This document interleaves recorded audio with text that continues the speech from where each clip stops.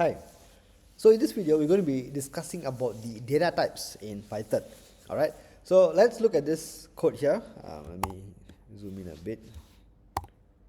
All right. So here I have declared a variable a equals to 7. Now, what kind of a data type would that be? All right. So let's print a, and to know the kind of data type associated with a variable, we can use the command type. Alright, so in this case a, and when I run this, it will print out that a is 7 and it is of a type or class integer. Okay, so integers are for whole numbers. Okay, for whole numbers.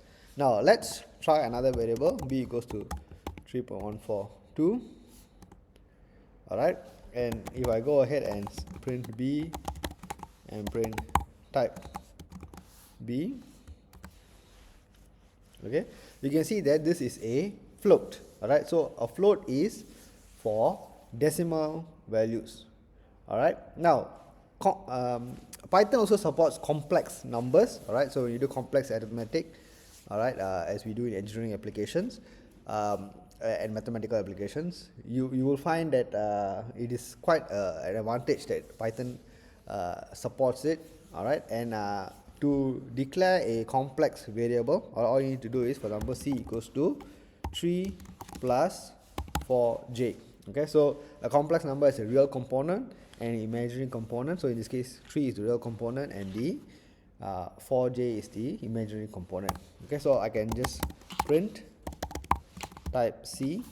Okay, so I'll print c first and then type c.